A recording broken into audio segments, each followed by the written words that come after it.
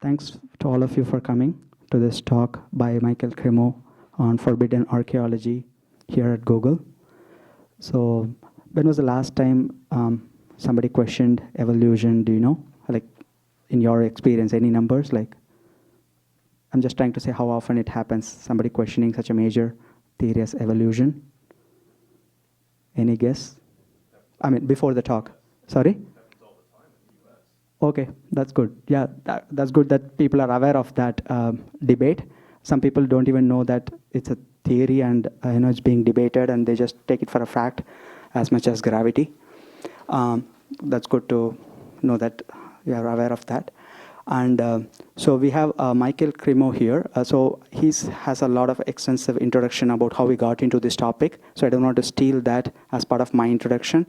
And so I'll just go over the introduction of him as a person. I've known him for like more than 10-15 years, and he is a very thoughtful, methodical person with extreme intellectual honesty, and he expects that of others. So that's where his research was born into this book. So the scope of this talk is just questioning the current theory and based on the evidences available, but he's not going to present an alternate theory in this talk. You have to wait for a year for that to happen if I have my job until then. So now the scope of this talk is questioning the current theory based on the available evidences from researched literature. And the next topic he usually presents is called human devolution, presenting an alternate theory. So there are books for that outside, so that's your only resource right now. So with that, let's welcome Michael Cremo to Google with a big hand.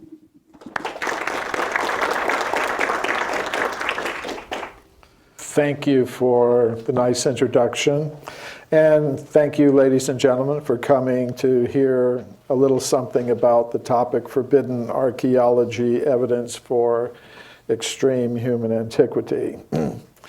So just to keep things honest, I'm a researcher in human origins for the International Society for Krishna Consciousness, and my research is inspired by my studies in the ancient Sanskrit writings in India, especially the Puranas, the historical writings. Now, for many today, those two things would be complete disqualifications for me to say anything about a scientific topic in scientific circles. However, quite surprisingly to me even, there are people within the scientific world who are interested in hearing what I have to say. And I've been invited to present my ideas at some of the leading scientific institutions in the world, such as the Royal Institution in London, the Russian Academy of Science in Moscow, Department of Anthropology, the Indian Institute of Science in Bangalore, and many others around the world. So the question I'm dealing with is, how old is the human species? Today, the most common answer to that question comes from the modern followers of Charles Darwin, who proposed that the first humans like us came into existence less than 200,000 years ago. Before that, they would say there were no humans like us present on this planet, simply more primitive ape-like human ancestors. However, the Puranas, the historical writings of ancient India, give a different idea, namely that humans have been present for vast periods of time on this planet, going back many millions of years. Now, of course, in scientific circles, I wouldn't expect anyone to take a statement from some ancient writings as evidence. So in the scientific circles where I'm invited to speak, I do something else.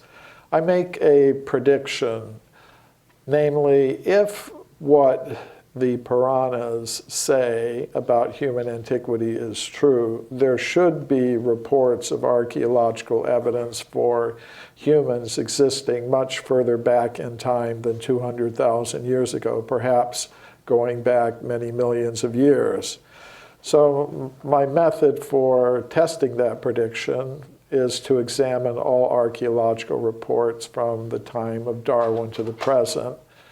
And not just in English, I have a reading knowledge of most of the major European languages. So when I speak about examining reports from the scientific literature, I mean two kinds of scientific literature, the primary and the secondary scientific literature. By primary scientific literature, I mean original reports by archaeologists, geologists, paleontologists, and other earth scientists reported in the professional peer-reviewed scientific literature. By secondary literature, I mean things that are based on the primary literature, such as textbooks, for example. So I had two principal findings.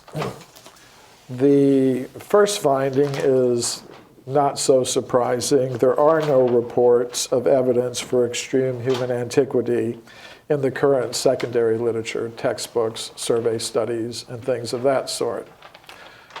My second finding was a little more interesting. There are many reports of evidence for extreme human antiquity in the primary scientific literature, past and present. So I collected those reports in this book, Forbidden Archaeology, which was reviewed in most of the professional academic and scientific journals that deal with the question of human origins. So this constitutes a kind of peer review. Now, as you might expect, many of those reviews were negative, some extremely so. However, quite surprisingly to me even some of my critics were able to point out some positive aspects of the work. For example, David Oldroyd, a noted historian of science, in a 28-page review article about the book, asked the question, so has Forbidden Archaeology made any contribution to the literature on paleoanthropology? Our answer is a guarded yes for two reasons. First, he said, much of the historical material has not been scrutinized in such detail before. In other words, as a professional historian of science dealing with these particular questions, he had not encountered any work which had gone into history in such depth before. And second, he said the book raises, quote, a central problematic regarding the lack of certainty in scientific truth claims. Now,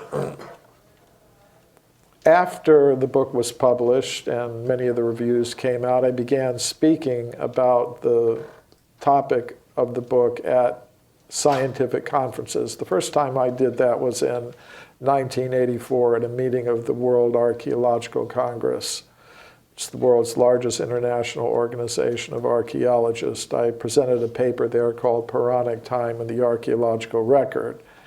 And that paper was selected for publication in a peer-reviewed conference proceedings volume called Time in Archaeology, which came out from Routledge, a major scientific publisher. And subsequently, I've presented papers on my work at many other meetings of the World Archaeological Congress, and also meetings of the European Association of Archaeologists.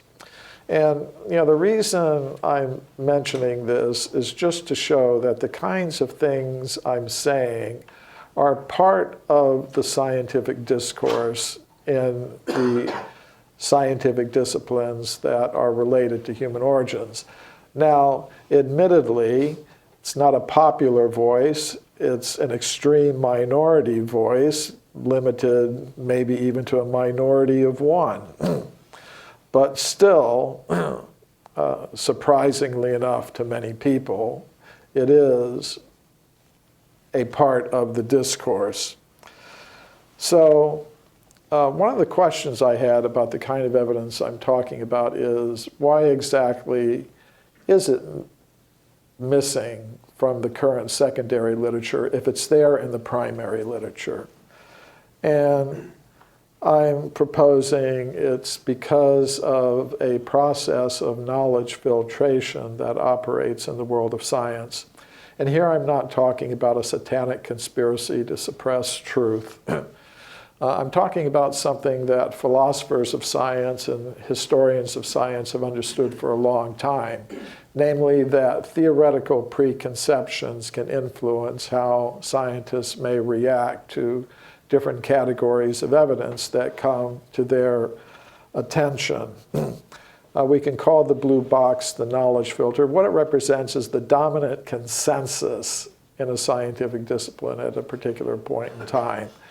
And reports of evidence that conform to the dominant consensus will pass through the knowledge filter fairly easily, whereas reports of evidence that radically contradict a dominant consensus tend to be filtered out, ignored, forgotten, set aside, dismissed. And this was something that one of the reviewers of Forbidden Archaeology noted. The French archaeologist Marilyn Patou-Mati noted in her review of Forbidden Archaeology and L'Anthropologie. Cremo and Thompson have written a provocative work that raises the problem of the influence of the dominant ideas of a time period on scientific research. These ideas can compel the researchers to orient their analyses according to the conceptions that are permitted by the scientific community. So it was interesting to me that an archaeologist grasped correctly what, the point we were trying to make in the book, and wasn't just dismissing it as, oh, these are conspiracy theorists. I'm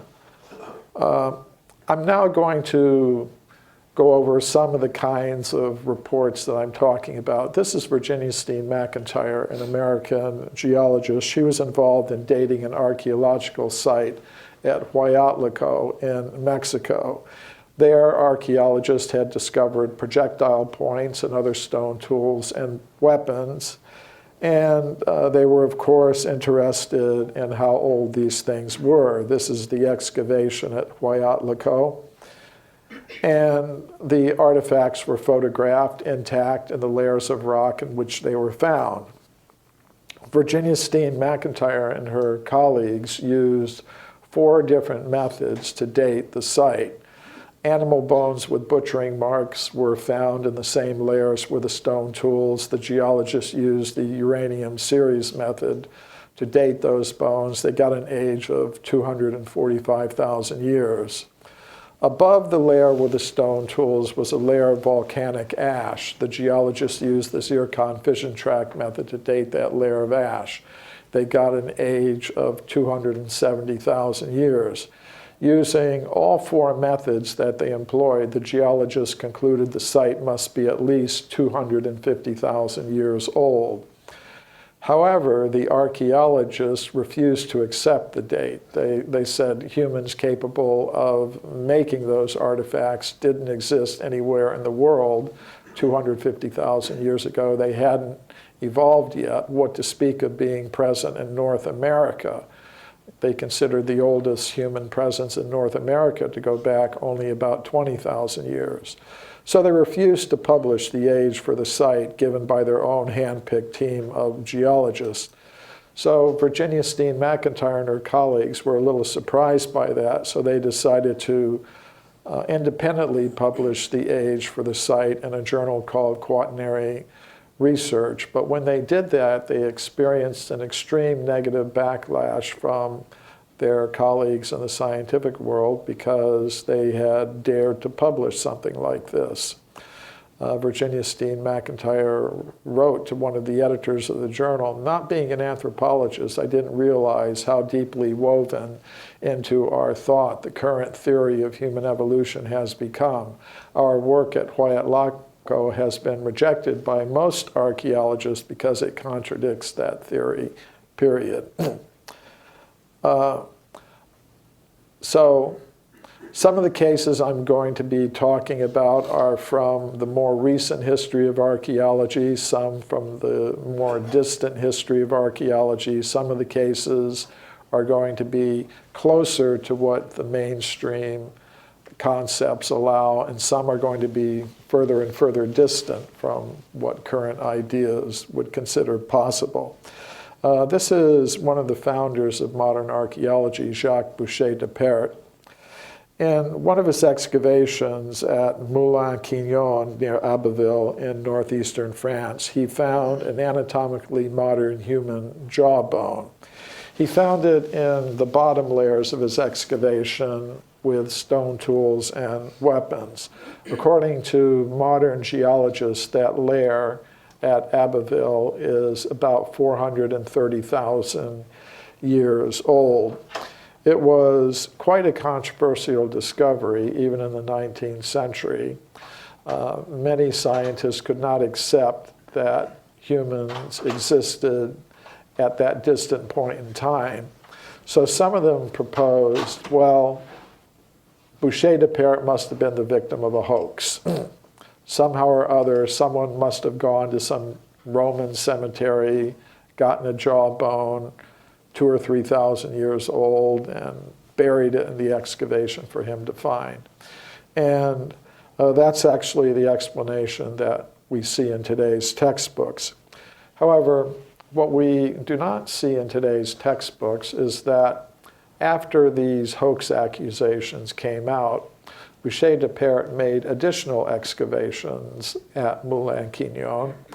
And in these additional excavations in the same location, he found over 100 additional anatomically modern human bones and teeth in the same formation, which to me indicates a human presence going back over 400,000 years. And I reported on this case in this paper, which was later published in a peer-reviewed conference proceedings volume. Recently, just last year, archaeologists reported the discovery of footprints at a place called Happisburgh in the United Kingdom. They were found in a formation that it is at least 780,000 years old and is perhaps up to 1 million years old. The archaeologists who studied the footprints published results suggesting they are consistent with anatomically modern human footprints. For example, they studied the foot index, which is the width divided by the length times 100. The average for all of the Happisburgh footprints was 39. The average for living Native American Indians is again 39. The average for living Eskimos today, their foot index is 38.26. And other features of the footprints were consistent with those of modern human beings. Now, of course, they did not believe that humans like us existed at that time. They don't think Homo sapiens existed over 780,000 years ago. So they attributed the footprints to a species called Homo antecessor, an ape man that they believe inhabited Europe at that time. But from the evidence itself, they could just as well have been made by humans like us. And there is evidence that anatomically modern humans existed at that time. This is the Buenos Aires skull, which was discovered early in the 20th century in Argentina. Researchers were conducting digging, and they had gone down about 45 feet, and they encountered a solid layer of limestone rock, locally known as Tosca.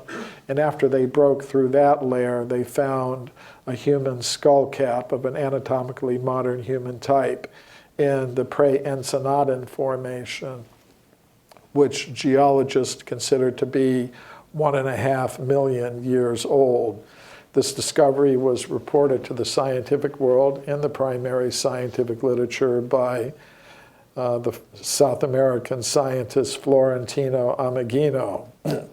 I reported on this case and some others in this paper presented at a meeting of the World Archaeological Congress in Cape Town, South Africa. Many people have heard of Olduvai Gorge. Many important discoveries have been made there. Most people are not aware of the first discovery that was made at Olduvai Gorge by the German scientist Hans Reck, who reported on it in 1913. He found a fairly complete anatomically modern human skeleton, that's the skull cap of it, buried in upper bed 2 of Olduvai Gorge. Upper bed 2 of Olduvai Gorge is between 1.15 and 1.7 million years ago. It was a very controversial discovery. There were decades of debate about it. Many people thought the debates were finally settled in the 1970s when a German scientist named Rainer Proch did a radiocarbon test on a fragment of bone that he said was from Reck's skeleton, and he got an age of less than 10,000 years. However, I question the reliability of that, given that Rainer Proch was removed from his position at Frankfurt University after an academic committee there found him guilty of having forged dozens of radiocarbon dates during his long career there. Another report from the earlier history of archaeology, the jaw, fossil human jaw, reported by Dr. Robert Collier. This anatomically modern human jaw was found 16 feet deep in the Red Crag Formation in England at a place called Foxhall. The Red Crag Formation, according to modern geological studies, is between 2 and 3 million years old. In 1979, Mary Leakey announced the discovery of footprints at a place called Laetoli in the country of Tanzania in East Africa. According to her report, the footprints were indistinguishable from modern human footprints. Other scientists also agreed. Paleontologist Tim White wrote, "Make no mistake about it, they are like modern human footprints." Now, neither Mary Leakey nor Tim White believed those footprints were made by humans like us. They proposed they were made by some type of ape man who lived at that time, who just happened to have feet exactly like those of modern human beings. Actually, we have the skeletons of the ape men that existed at that time in Eastern Africa. They're called Australopithecus. And foot bones of Australopithecus have been discovered, and their foot is not exactly like that of a modern human being. They have very long toes, sort of like short human fingers. In other words, their feet were somewhat ape-like. Actually, the only creature known to science today from skeletal evidence that has a foot exactly like that of a modern human being is, in fact, modern human beings like ourselves.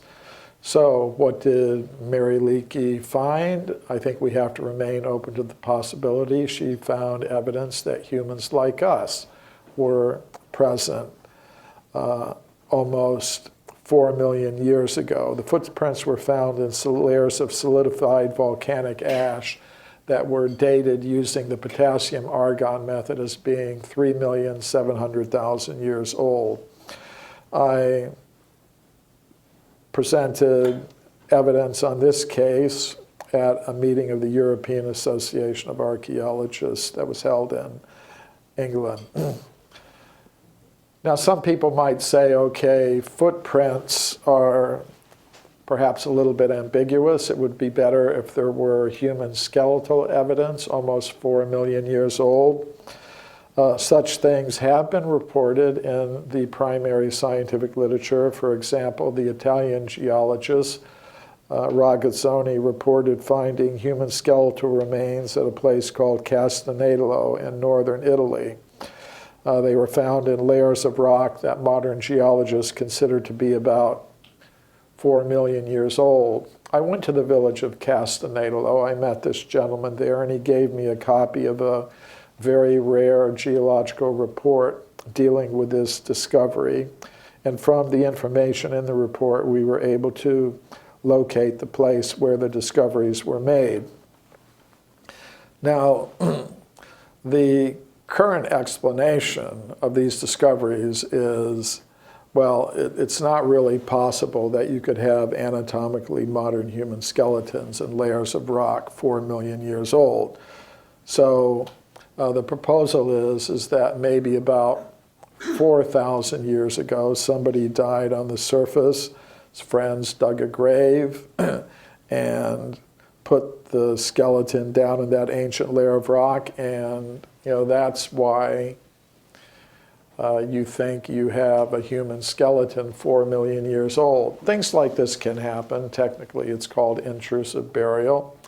However, if you look at Ragazzoni's original reports in the Italian language, which I did, he says, because even at the time, he was a professional geologist, he was aware of the possibility of intrusive burial. He said if it had been an intrusive burial, the layers of rock above the skeleton would have been undisturbed. However, he found that the layers of rock above the skeleton were all intact and undisturbed. Actually, he said each layer had its own microstratigraphy that was undisturbed. So I take this as evidence for a human presence going back over 4 million years. This is Carlos Ribeiro, who was the chief government geologist of Portugal. He found hundreds of human artifacts in his country of Portugal.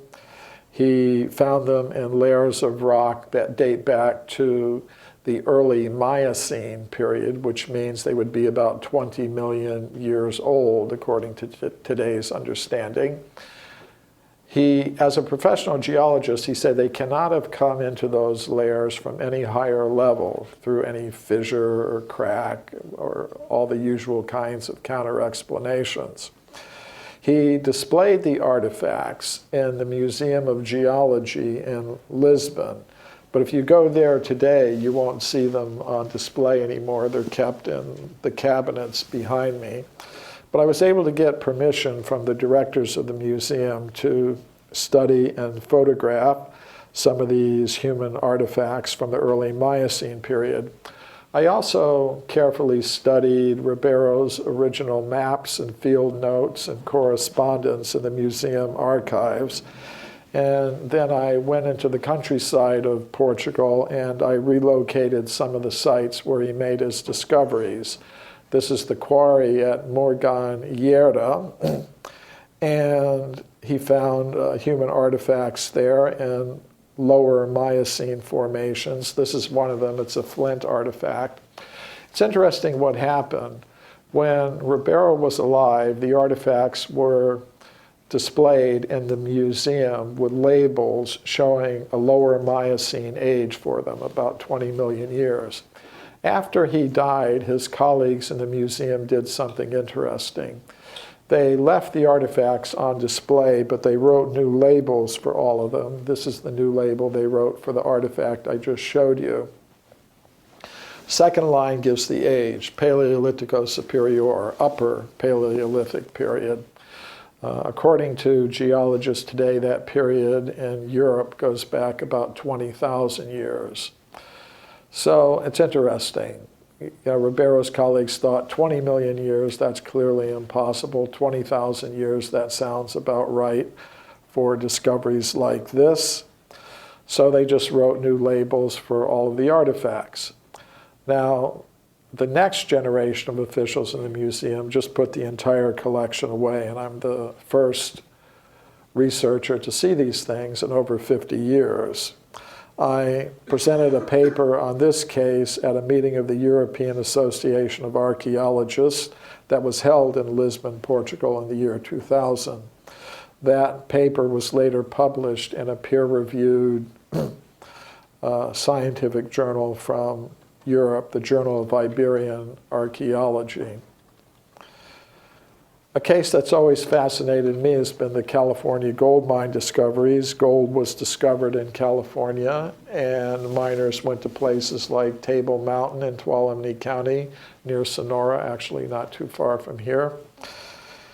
And deep inside the tunnels, the miners found human bones and human artifacts. For example, they found many of these stone mortars and pestles. What makes them so interesting to me is they were found in layers of solid rock that date to the early part of the geological period called the Eocene, which means they would be about 50 million years old. Some of the details about the dating of the discoveries, it was done in modern times using the potassium argon method and analyzing the plant and animal fossils found in those layers of rock. These discoveries were originally reported to the scientific world by Dr. J.D. Whitney, who was the chief government geologist of California. His report was published by Harvard University in the year 1880, but we don't hear very much about these discoveries today because of the process of knowledge filtration that I mentioned. This is the anthropologist William Holmes, who worked with the Smithsonian Institution, and he wrote in his report, if Dr. Whitney had understood the theory of human evolution, he would not have published those discoveries. In other words, he would have known that humans could not possibly have existed at that time. A few years ago, I was a consultant for a television documentary called The Mysterious Origins of Man that aired on NBC. And the producer of this documentary had read my book, Forbidden Archaeology, and wanted to include some cases in the documentary. I told him he should go to the Museum of Anthropology at the University of California at Berkeley because artifacts from the California gold mines are still in that collection. And the museum officials refused to allow him to see the artifacts. Anyways, we were able to get some photographs of the artifacts that Dr. Whitney had taken in the 19th century. It was interesting what happened when this documentary aired. Actually, many scientists were outraged, and they wanted the FCC to investigate NBC, censure NBC, fine NBC millions of dollars for having aired this documentary. Now, I'm happy to say the FCC didn't do any of those things, but it was interesting that such attempts were made. Later, I went back to the museum myself, and I personally was given access to the discoveries, and they are still there. I also went out to Table Mountain near Sonora, and we were able to relocate some of the old 19th century gold mining tunnels where these discoveries were originally made. I reported on this case at this meeting of the World Archaeological Congress that was held in Washington, D.C. in 2003. So how far back in time can we go with evidence like this? In 1862, a scientific journal called The Geologist published an interesting report. An anatomically modern human skeleton was found 90 feet below the surface of the ground in Macoupin County in the state of Illinois near St. Louis.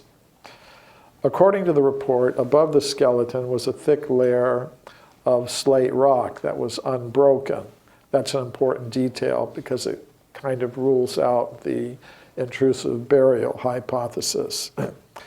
This report from Scientific American tells of a beautiful metallic, one more detail. According to modern geologists, the layer where the skeleton was found is about 300 million years old. This report from Scientific American tells of a beautiful metallic vase that was found 15 feet deep in solid rock in Dorchester, which is in the Boston area. According to modern geological reports, the age of the formation at that location and depth is about 600 million years from the Cambrian period. Now, I could actually keep you here for days and days and days because there are hundreds of reports like this in the primary scientific literature. I'm not going to do that, but I'll make some concluding remarks. The significance of this evidence would be that it would contradict the now dominant ideas about human origins. And this was actually recognized by one of the architects of the current paradigm, Dr. William Howells of Harvard, who wrote to me after he read Forbidden Archaeology, and he said a few things about it. He said, "Forbidden Archaeology represents much careful effort in critically assembling published materials." I thought it was nice that he recognized that. And then he said, "Most of us, mistakenly or not, see human evolution with man emerging rather late," and that's the actual fact. Most scientists actually do see things that way. And he went on to say, to have modern human beings appearing a great deal earlier would be devastating to the whole theory of evolution. So that's what he saw as the impact of this kind of evidence, if it were to be taken as genuine. Now, not everybody is willing to do that, admittedly. Now, another interesting statement about forbidden archaeology was made by archaeologist Tim Murray in his review published in British Journal for History of Science. Now, Murray is one of my critics, and still, even though he's not really prepared to accept my conclusions, he has some interesting things to say that I think are worth repeating.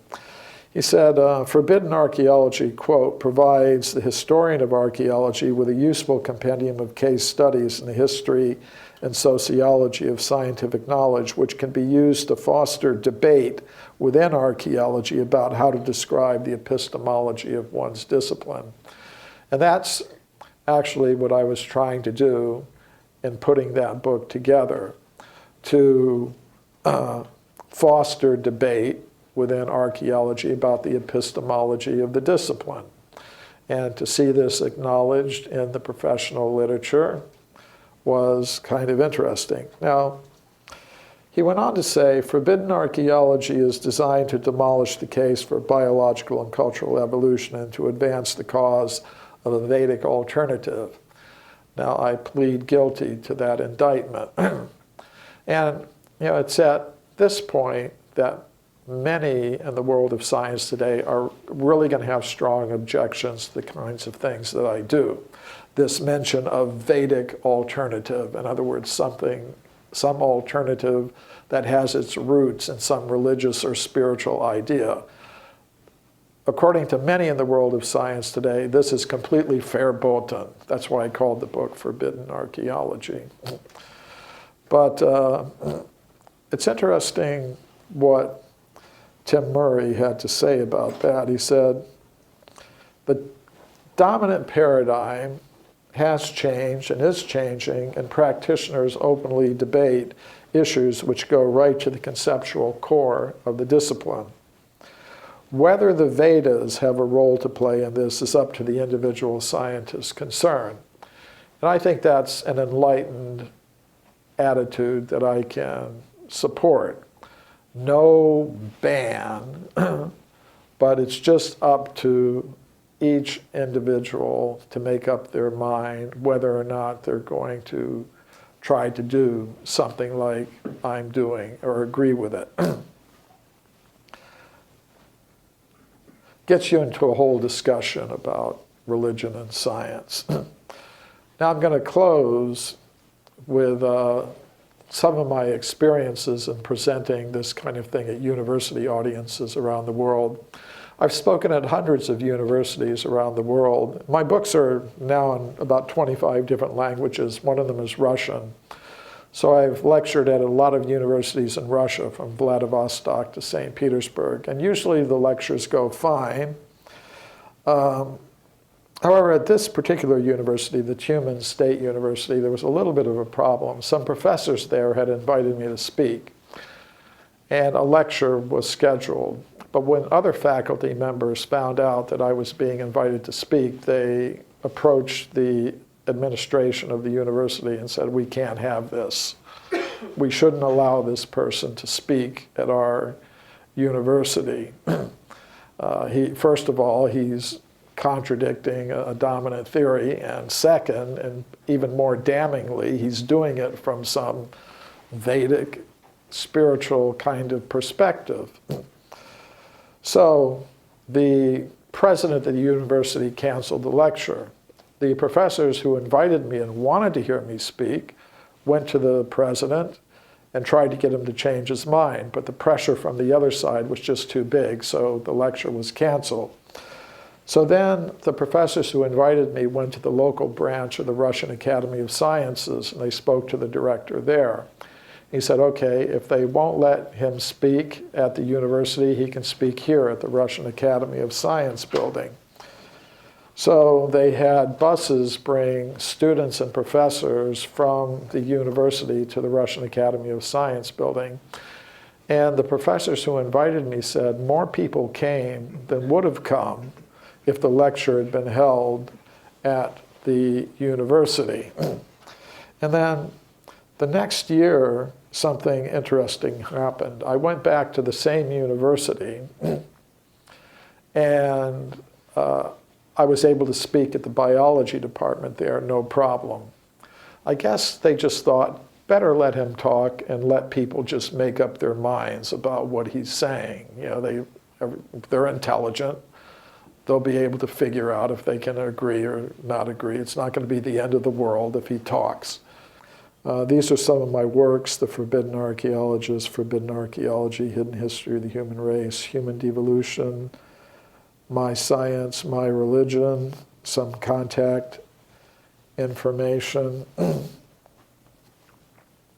And if you do like the kinds of things you've heard today and are interested in hearing more, you may want to come on this cruise where I'm a speaker in June 2015. Go up and see the glaciers and hear some weird stuff. So, I've ended 5 minutes before I intended to. Yeah.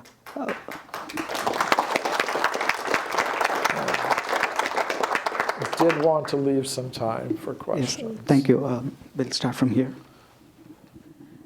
So I was also hoping to get your point of view from Vedic or Purana on the how old is humanity and what did you find there? Because I think in the talk somebody replied that you would also come to know about religious books like Ramayana or Mahabharata. How much of that is true based on the archaeology, I believe?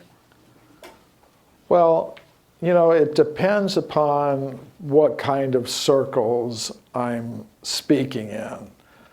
For example, if I go to Rishikesh or Hardwar in the Himalayan mountains and sit around with a bunch of Vedic scholars who accept statements from Vedic literature as evidence, then, well, I can say, you know, in the Bhagavad Purana, there are statements that humans were existing during the Swayambhuva Manvantar period, which is in the first part of the Kalpa, or the day of, and they'll understand what I'm saying, and they'll accept that as evidence. If I'm at a meeting of the World Archaeological Congress or speaking at Google headquarters, my audience is not necessarily going to accept a statement from the Bhagavad Purana or the Mahabharata as evidence. So it's like if you go to a baseball game, you have to play by the baseball game rules. And one of the rules is that you can't use a statement from a spiritual text as evidence. Now you can, so for the people who do, I get questions like yours from many people. They want to say, okay, you've given all this archaeological evidence that you say is consistent with Vedic texts, which talk, according to you, in a general way about extreme human antiquity. But what do they actually say, the Vedic literature themselves? So for such people, I'm writing a book in which I will collect all those Vedic statements, and then they can see. But that's not the audience that I'm presented with today, that I'm presenting to today. It's not, the audience that I get at universities. It's not the audience that I get at meetings of the World Archaeological Congress or European Association of Archaeologists. A good question, and I'm writing a book to answer it.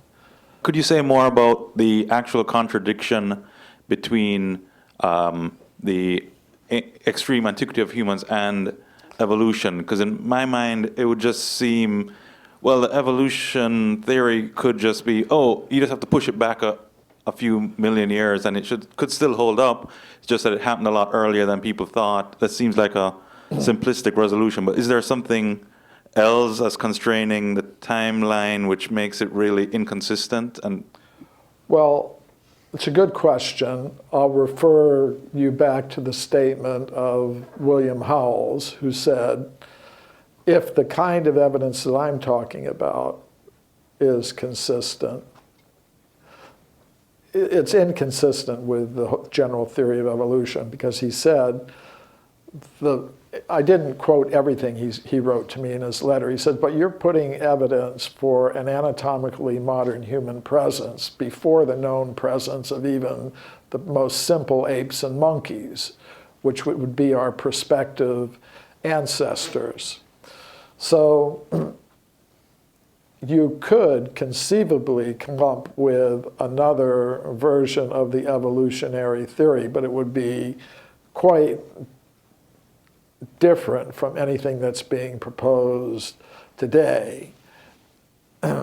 So that would be one possible response, to do something like that.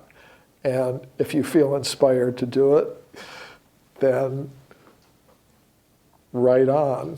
So you talked a lot regarding your critics throwing out the archaeological evidence based on it just being out of their paradigm, filtering it away, and so on. But some of the critics who have truly engaged your work, has it been just that, or do they have valid scientific reasons why they're refuting your evidence?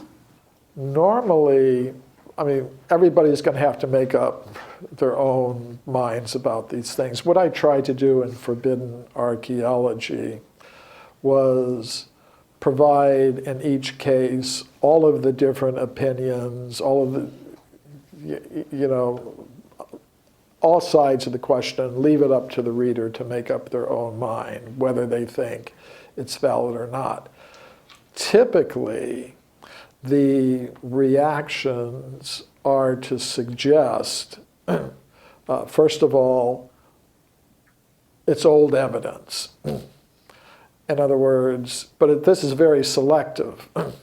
It's the idea that, kind of like a milk carton, scientific evidence got an expiration date. That any science conducted before midnight, January 1st, 1900, somehow has expired. But I noticed that those who make that type of criticism are applying it very selectively, because the standard textbooks of archaeology are full of discoveries that were made in the 19th century, early 20th century.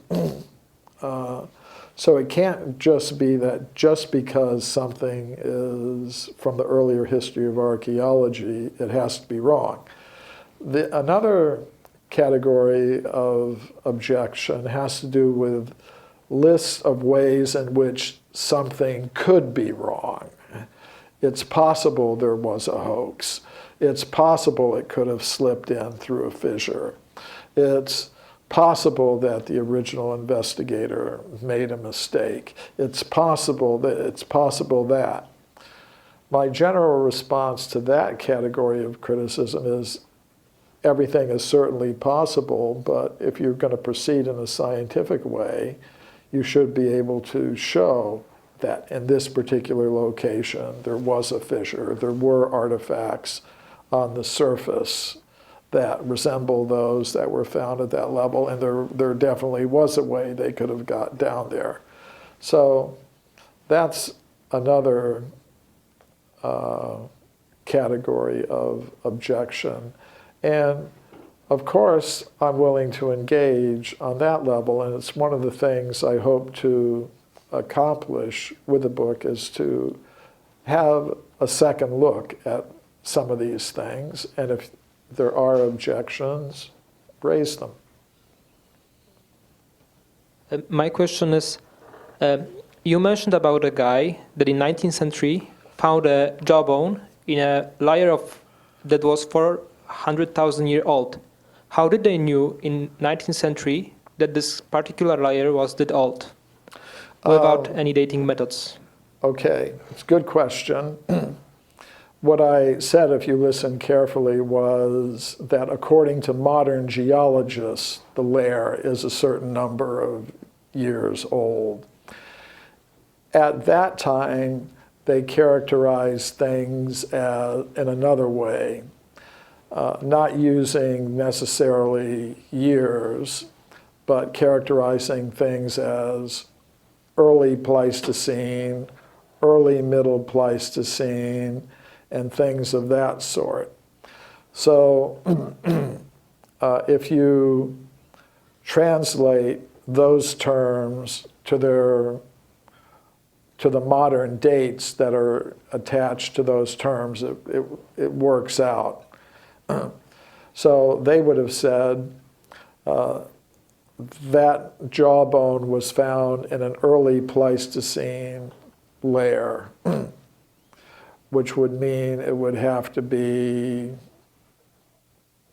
several 100,000 years old, at least. That's why I went by to give an age in years, I went by the modern geological dating of those layers at Abbeville. For example, Ribeiro, he would have said, these stone tools are early Miocene. Now, in the 19th century, the conception of the Miocene was there, but it wouldn't be exactly the number of years that we now attach to it. But still, it was considered to be very old in terms of the succession of geological layers.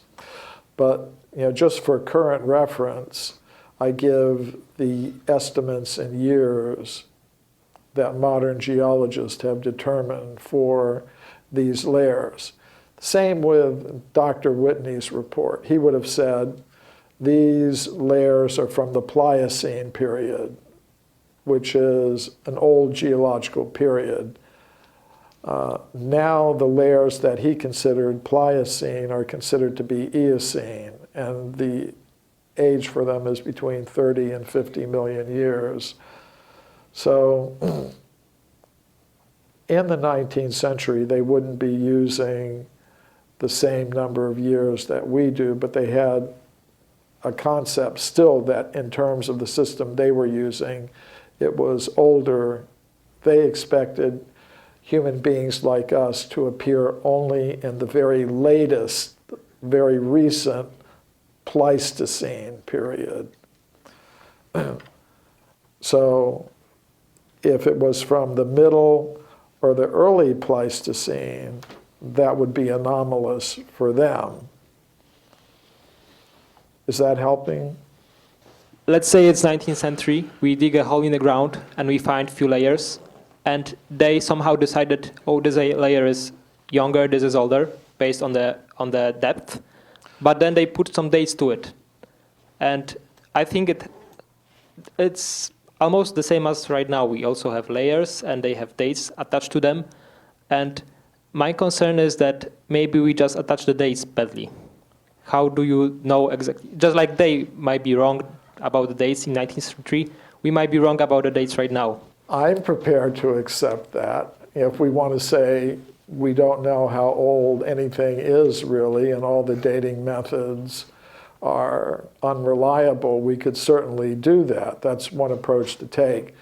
The approach, however, that I've taken is you have to have some kind of framework for discussing things. And I'm addressing an audience of geologists, archaeologists, paleontologists, and my way of creating a frame of reference for the discussion is to say, according to methods that you consider reliable, radiocarbon dating, potassium argon dating, uranium series dating, zircon fission tract dating, these layers belong to this geological period which you consider to be millions of years old. Now, if you wanted to take the approach that, well, nothing is reliable and we don't know anything about the real age of anything, that's certainly an approach that could be taken. And some out in the world, say, if you're a young Earth Christian creationist who believes that the Earth is no older than 10,000 years, you're going to be very critical of all the different dating methods, and that may be the way that such a person would approach this. The Vedic timescales are more or less consistent with the modern scientific timescales for the universe and the Earth and things like that. So perhaps I'm not motivated sufficiently to try to dismiss all the different scientific dating methods. Are there cases where the age of the layer and the dating, some kind of scientific dating of the actual bone, say, is the same and is very ancient? Well, there are, if we're talking about bone, there are only a very few methods that can be used to directly date bone.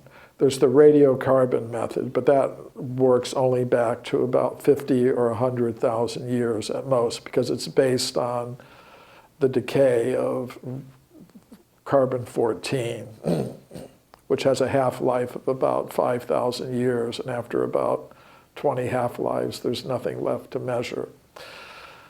There's the uranium series method, which is based on the decay of uranium to different daughter isotopes. And by measuring the ratios of those isotopes and making certain assumptions about intake and outflow of ions, you can date bone going back a few 100,000 years. But if we're talking about the formations that are millions of years old, say early Pleistocene formations, Pliocene formations, Miocene formations, there's no method that will allow you to directly date the bone. Now, let's look, for example, at the Castanedolo discoveries from Italy, where Professor Ragazzoni found human bones and layers of rock from the early Pliocene period or middle Pliocene period. There were attempts about 40 years ago to date those bones using the radiocarbon method, and a young age was obtained. Now, the problem with that is if you have a bone that really is, say, 4 million years old, and it gets contaminated with the least amount of modern carbon-14, which can happen in numerous ways, through the groundwater, through just even a scientist touching the bone, it can contaminate it with recent carbon, then even if the bone really is, say, 4 million years old, if it's gotten contaminated with the least amount of modern carbon, which can take place through bacteria infiltrating it, through any number of methods, it will show an age of 100,000 years or less. So each case has to be looked at, very carefully.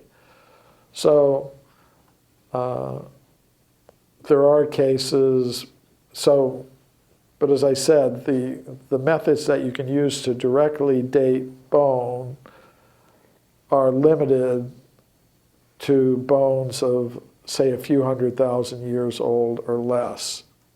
For many of the cases that I'm talking about, the appropriate method is to date the age of the formation in which the bone is found and show it's not intrusive.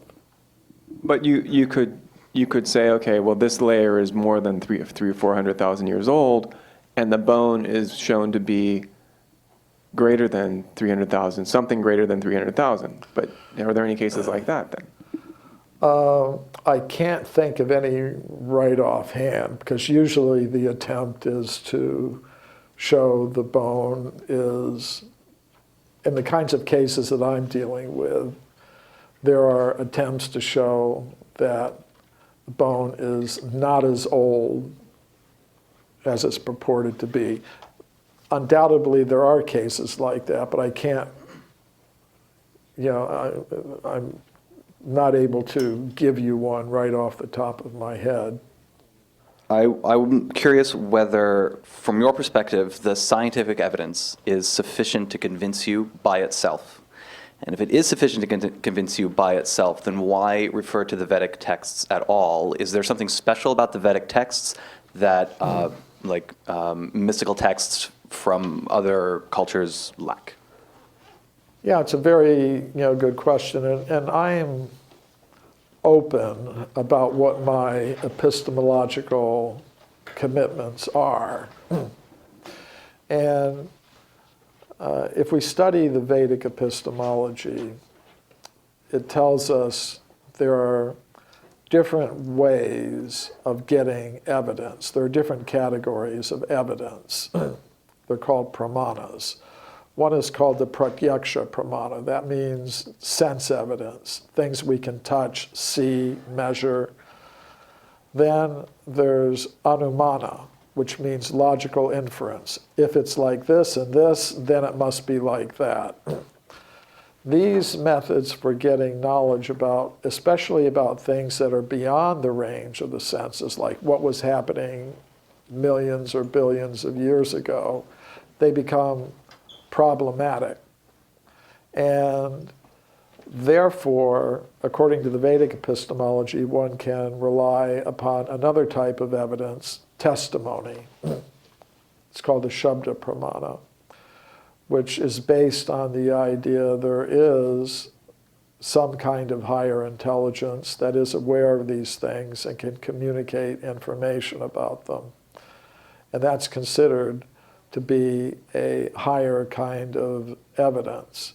However, as I said, that is not the epistemological assumption that's dominant today in the world of science. If you actually go back in European science, even to 300 or 400 years ago, you'll find that many of the scientists had similar epistemological commitments where they were, even say somebody like Michael Faraday, physicist who did a lot of the work that unified electricity and magnetism. He worked along with Maxwell to come up with the electromagnetic field equations. The reason why he started looking for unity was because he was a member of a Christian sect called the Sandemanians, who had the idea that all energies are unified in God. So based on his spiritual conviction that energies are unified, he decided, he was inspired to do the work that led to his integration of electricity and magnetism. And he also tried to bring gravity into the equation. It's something that's still troubling physicists today, how to bring gravity into the whole picture. So, but I understand that's not the dominant epistemological position today, so I put that aside. But you're asking me why. Say, if, so my position is I'm going to represent an idea from the Vedic text if there is any evidence that can be used to justify it. If there were no evidence, then I wouldn't have anything to say about it in scientific circles. On my own, I might still have the conviction that that's true, but I might stop trying to represent that idea. Say, if somebody could convince me that there is absolutely no archaeological evidence for extreme human antiquity, I would still believe in extreme human antiquity for the reasons that I stated, but I might stop trying to talk about it to audiences that don't have similar epistemological convictions. Cool. I think, yeah, with that, we'll end the session, and I will thank Michael Cremo for visiting Google once again and giving us this wonderful talk.